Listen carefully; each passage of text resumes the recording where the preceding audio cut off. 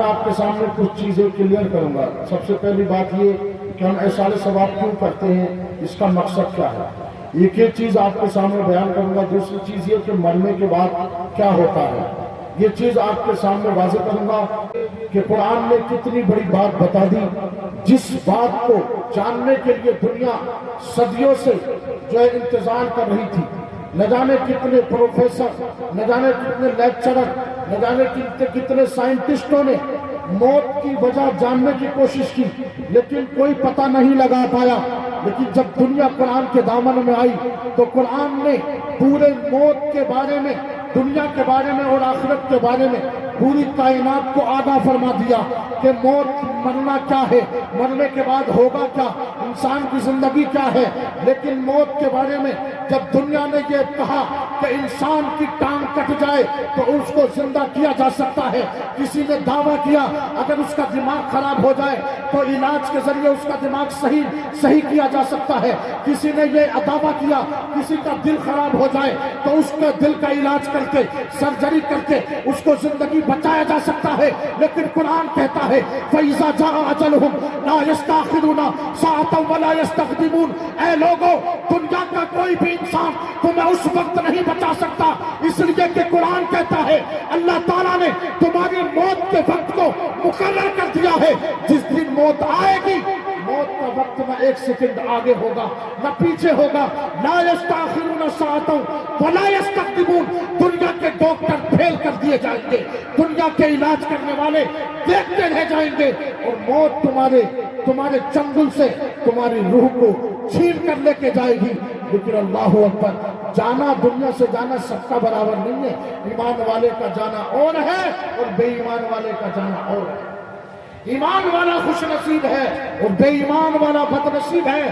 دنیا میں جاتے ہوئے تو سب کو دیکھا ہے، کوئی نیتا کی محبت میں گیا، کوئی دنیا دار کی محبت میں گیا، کوئی خاندان کی محبت میں گیا، لیکن دنیا سے جانے والا سب سے بڑا مبارکباد کے قابل وہ انسان ہے جو اپنے ساتھ ایمان لے گیا، مصطفیٰ کی محبت لے گیا، اہل بیت کی محبت لے گیا، قرآن کو سینے سے لگا کے لے کے گیا۔ اس لیے دنیا میں آپ نے دیکھا ہوگا لوگ کہتے ہیں مالدار آدمی کامیاب ہے، طاقت والا آدمی کامیاب ہے، نیتا گردی والا کامیاب ہے، لیکن قرآن کہتا ہے نہ تخت و تاج والا کامیاب ہے، نہ دولت مند والا کامیاب ہے، بلکہ کامیاب وہ ہے جو دنیا سے گیا تو زبان پر کلمہ طیبہ جاری تھا، دل میں درود پاک مصطفیٰ کا وظیفہ جاری تھا، اس حالت میں گیا کہ وہ خود بھی اللہ کو اس نے راضی کر لیا اور فرشتے اسے آ کے مبارکباد دے رہے ہیں کہ تو دنیا سے جانے والے مبارک ہو، کہ تیرا جانا مبارک ہو، کہ تو نے اللہ اور اس کے رسول کو راضی کر لیا ہے۔ میرے پیارے نبی صلی اللہ علیہ وآلہ وسلم کی حج کرنے کے بعد جب حضور مدینہ تشریف لائے تو حضور کی طبیعت علیل ہو گئی، اتنی طبیعت علیل ہوئی حضور پاک علیہ الصلوۃ والتسلیم کی کہ حضور کے صحابہ حضور علیہ السلام کے دونوں ہاتھوں کو پکڑ کر مسجد میں سہارے کے ساتھ لے کے جاتے تھے۔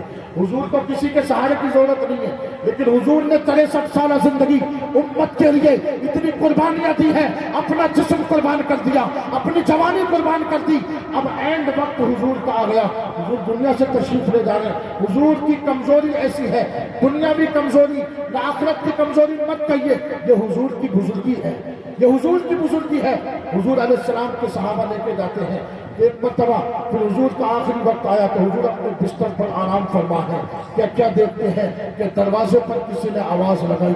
جب آواز لگائی تو حضور نے حضرت عائشہ اور حضرت فاطمہ نے کہا اے عائشہ جانتی ہو آج دروازے پہ کون آیا؟ کہا کہ کون آیا؟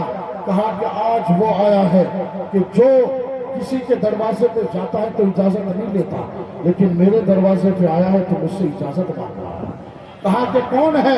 کہا کہ یہ وہ ہے کہ جو ماؤں کو جو ہے ان کے گھربان سے ان کے والد کو چھین لیتا ہے، یہ وہ ہے جو لوگوں کی روح کو قبض کر لیتا ہے۔ اللہ اکبر۔ ملک الموت حضور کے دروازے پر اجازت لے رہے ہیں۔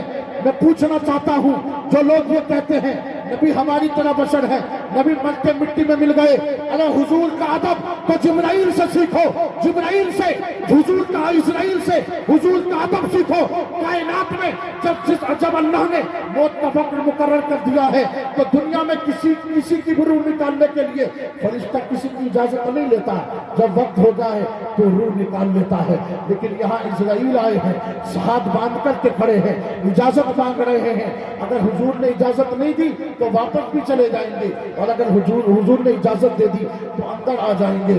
لیکن اللہ اکبر، اسرائیل جس کی طاقت کا عالم یہ ہے، جو پل بھر میں زمین اور آسمان کے سفر کو طے کرتا ہے، لیکن جب حضور کی بارگاہ میں آیا تو اب اپنا عالم یہ ہے، نظریں جھکی ہوئی ہیں، ہاتھ بندھے ہوئے ہیں، اجازت مانگ رہا ہے۔ اے امتیوں، یاد رکھنا، دنیا سے جب تک جیو حضور کی اتباع، حضور کی محبت کے ساتھ جینا، اور جو لوگ حضور سے محبت کرتے ہیں ان کے ساتھ جینا، اس لیے کہ حضور کے غدار نہ دنیا میں بخشے جائیں گے نہ قیامت میں بخشے جائیں گے۔ حضور کے غداروں کی نہ دنیا میں بخشش ہے نہ آخرت میں بخشش ہے۔ اس لیے اسرائیل نے بتا دیا کہ دربار رسالت میں جس نے ادب نہیں کیا، اللہ تعالیٰ اس کی نمازیں، اس کی عبادتوں کو قبول نہیں فرماتا ہے۔ اللہ اکبر۔ اب غور کریں، جو میں بات آپ تک پہنچانا چاہتا ہوں، حضور علیہ السلام نے اجازت دی، حدیث لمبی ہے لیکن میں مختصر اس کو بیان کر رہا ہوں۔ حضرت اسرائیل تشریف لائے، حضور نے اجازت دی، حضور کی روح کو قبض کرنے لگے، حضور کے ماتھے پر پسینہ آ گیا۔ موت کی تکلیف، سکرات کی تکلیف ایسی تھی کہ حضور کے ماتھے پہ پسینہ آ گیا۔ آج تم گناہ پہ گناہ کرتے ہو، تم ڈرتے نہیں کہ موت کا عذاب کیا ہے، نمازیں کیوں چھوڑتے ہو، تم کیوں نہیں ڈرتے کہ تمہیں موت نہیں آنی ہے، موت کے عذاب کو تم بھول چکے ہو۔ حضور فرماتے ہیں جب موت کا عذاب، موت کی سختی جب میرے جسم پر مسلط ہوئی تو میرے ماتھے پر پسینہ آ گیا، اور پھر حضور نے اسرائیل سے کہا، اے اسرائیل مجھے یہ بتاؤ، جب تم روح کو قبض کرتے ہو تو جیسے مجھے تکلیف ہوتی ہے، کیا روح قبض کرتے وقت ایسی اس سے زیادہ تکلیف کیا میری امت کو بھی ہوگی؟ اللہ اکبر۔ حضور کو امت کا خیال آ گیا۔ آج امت کو حضور کا خیال نہیں ہے۔ 3 دن ہو گئے، 8 دن ہو گئے، حضور پر ضرورت نہیں پڑا، 10 دن ہو گئے، حضور کا قرآن پاک آج ہم نے کھول کر کے نہیں دیکھا، ہم نے حضور کو بھلا دیا، حضور کے احسان کو بھلا دیا۔ لیکن حضور دنیا سے آخری وقت ہے، امت کو یاد کر رہے ہیں۔ کیا کہہ رہے ہیں؟ اے اسرائیل تو مجھے بتا، کیا یہ سکرات یعنی موت کا عذاب، یہ جو ذائقہ، اس کی جو تکلیف ہے، کیا میری امت کو بھی دی جائے گی؟ تو اسرائیل نے کہا یہ موت کا مزہ، یہ موت کا عذاب تو ہر کسی کو دیا جائے گا۔ اتنا کہنا تھا کہ حضور کے ہاتھ دعا کے لیے اٹھ گئے۔ اللہ اکبر، دعا کے لیے اٹھ گئے، کیونکہ یہ امام الانبیاء ہے، ہم غریبوں کے غم گسار ہیں۔ مصطفیٰ جان رحمت نے ہم جیسے گنہگاروں کے لیے دعا کے لیے ہاتھ اٹھائے۔ آج ہم اپنی نیندوں کو اٹھنے کے لیے تیار نہیں ہیں، صبح مسجد جانے کے لیے تیار نہیں، لیکن وہ مصطفیٰ جان رحمت اپنی امت کے لیے ہاتھوں کو اٹھائے دعا مانگ رہے ہیں، اے مولا میری امت کو موت کے عذاب سے بچا لینا۔ اللہ اکبر۔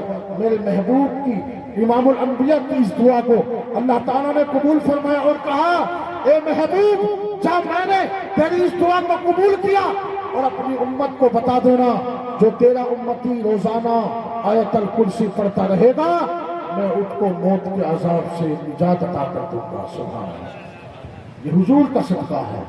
جو آیت الکرسی کی روزانہ 5 نماز کے وقت بعد تلاوت کرے گا، موت کے بعد اس کو عذاب سے بچا لیا جائے گا، کیونکہ موت کا جسم سے روح کا نکلنا آسان نہیں ہے۔ آپ میرا ناخن کھینچیے اور آپ مجھے، آپ کا میں ناخن کھینچیے، آپ میرا ناخن کھینچیے، کتنی تکلیف ہوگی ناخن کے نکلنے میں، بال کو کھینچنے میں، کھال کو کھینچنے میں کتنی تکلیف ہوتی ہے۔ اس سے کہیں در سے زیادہ جب روح جسم سے نکلتی ہے تو کتنی تکلیف ہوتی ہے کہ آپ محسوس کر رہے ہیں، کیونکہ ہمارے جب کہیں سے کٹ جاتا ہے نا تو ہمیں کتنی تکلیف ہوتی ہے، کتنی تکلیف ہوتی ہے، کٹ جاتا ہے تو تکلیف ہوتی ہے۔ جب یہ روح پورے جسم سے نکالی جائے گی، کھینچا جائے گا تو کتنی تکلیف ہوگی۔ آؤ اب بھی وقت ہے، جیتے جی گناہوں سے توبہ کر لو، نمازی بن جاؤ، قرآن پڑھنے والے بن جاؤ، کلمہ پڑھنے والے بن جاؤ۔ اگر تم کلمہ پڑھنے والے بن گئے، نماز پڑھنے والے بن گئے، اگر حضور پر درود پڑھنے والے بن گئے، نبی کی اہل بیت سے محبت کرنے والے بن گئے، تو انشاءاللہ تعالی موت تمہارے لیے تحفہ بن کر آئے گی، عذاب بن کر کے نہیں آئے گی۔ اور موت جب تمہارے لیے تحفہ بن کر آئے گی تو ایسا تحفہ ہوگا کہ موت جب آئے گی تو تمہارے لیے جنتی کفن اور جنتی خوشبوئیں لے کر تمہاری روح کو سمیٹ کر آسمانوں اور جنت کے علیین میں تم کو پہنچا دیا جائے گا۔ آج بہت سارے لوگ کہیں گے کہ تم کو یہ نظر و نیاز اور فاتحہ کرنے کی کیا ضرورت ہے، لیکن میرے پیارے نبی کے پیارے دیوانوں، آؤ میں آپ کو بتا دوں، حضرت سعد رضی اللہ تعالیٰ کی والدہ کا جب انتقال ہوا، حضرت سعد فرماتے ہیں یا رسول اللہ میری والدہ کا انتقال ہو گیا ہے تو میں کیا کروں، کون سا صدقہ دوں؟ تو حضرت سعد نے حضور سے اتنا پوچھنا تھا کہ پیارے نبی نے ارشاد فرمایا، اے سعد اپنی والدہ کے نام سے ایک پانی کا کنواں کھدوا دو اور لوگوں کو بول دو کہ اس کنویں سے پانی پیتے رہیں فری میں، جب تک لوگ اس کنویں سے پانی پیتے رہیں گے تمہاری والدہ کو ثواب پہنچتا رہے گا۔ سبحان اللہ، پہنچے گا کہ نہیں پہنچے گا ثواب؟ اس حدیث سے ثابت ہے کہ مرحوم کو ثواب پہنچتا ہے۔ جو لوگ یہ کہتے ہیں تم قبروں پہ جا کے ماتھا ٹیکتے ہو، پوجتے ہو، غلط الزام ہم پہ لگاتے ہیں اور خود اس قابل نہیں ہے کہ مرحوم کے لیے دعائیں کر لیں، خود نے عقیدہ بیچ دیا، خود نے ایمان بیچ دیا، ہم پہ سوال کرتے ہیں۔ ہم عقیدہ ہمارا، ہم سنی ہیں۔ سنی کا مطلب یہ مت سمجھنا کہ ہم سن کر کے مسلمان ہوئے، سنی کا مطلب یہ ہے کہ ہم اہل سنت والجماعت، یعنی اہل سنت والجماعت کا مطلب ہے کہ ہم صحابہ کے مسلک کو ماننے والے ہیں، ہم شہیدوں کے مسلک کو ماننے والے ہیں، ہم اولیاء کے مسلک کو ماننے والے ہیں۔ صحابہ نے جب ایصال ثواب پہنچایا ہے تو ہم بھی ایصال ثواب پہنچاتے ہیں، اولیاء نے ایصال ثواب پہنچایا ہے تو ہم بھی ایصال ثواب پہنچاتے ہیں۔ اس لیے غور کرنا، حضرت سعد نے ایک کنواں کھدوا دیا اور کنواں کھدوانے کے بعد لوگ اس سے پانی پیتے تھے۔ نبی فرماتے ہیں جب تک لوگ پانی پیتے رہیں گے اے سعد تیری ماں کی قبر پر اللہ تعالیٰ رحمت و نور کی بارش عطا فرماتا رہے گا۔ یہ تو پانی ہے، پانی کی کیا قیمت ہے؟ کیا پانی کی قیمت قرآن سے زیادہ، حضور کے ذکر سے زیادہ؟ جب پانی صدقہ کرنے پر، کنواں کھدوانے پر حضرت سعد کی والدہ کو ثواب پہنچ سکتا ہے تو مجھے بتاؤ، آج ہم اس محفل میں بیٹھ کر اللہ کا ذکر کر رہے ہیں، صبح کو قرآن پڑھ کر مرحوم کے لیے دعائیں مغفرت کریں گے، مجھے بتائیے پانی کی قیمت زیادہ ہے کہ قرآن کی قیمت زیادہ ہے؟ پتا چلا جب پانی صدقہ کرنے سے مرحوم کو ثواب پہنچتا ہے، مغفرت کر دی جاتی ہے، عذاب میں کمی کر دی جاتی ہے، تو ہمارا ایمان گواہی دیتا ہے کہ حضور کا ذکر تو پانی سے بھی افضل ہے، قرآن تو پانی سے بھی افضل ہے۔ جب پانی کے ذریعے ثواب پہنچتا ہے تو قرآن کے ذریعے بھی ثواب پہنچتا ہے، نبی کی محفلوں کے ذریعے، نبی کی نعت کے ذریعے مرحوم کے درجات بلند کر دیے جاتے ہیں۔ یہی وجہ ہے کہ ہم محفلوں کو سجا کر دعائیں مغفرت کرتے ہیں، لوگوں کو بلا کر دعائیں مغفرت کرتے ہیں۔ کوئی یہ نہ سمجھنا کہ ہم کھانے کھلانے کے لیے بیٹھے ہیں، حقیقت میں ہم سب کا ارادہ یہی ہے کہ ہم مرحومین کے لیے ایسا ثواب پہنچاتے ہیں۔ لیکن کچھ لوگ آپ کو بہکائیں گے آ کر، کچھ لوگ بہکائیں گے آ کر، کون لوگ؟ وہ مر گئے مردود جن کی فاتحہ نہ ضرور، لیکن ہم شہداء اور اہل بیت کے ماننے والے ہیں۔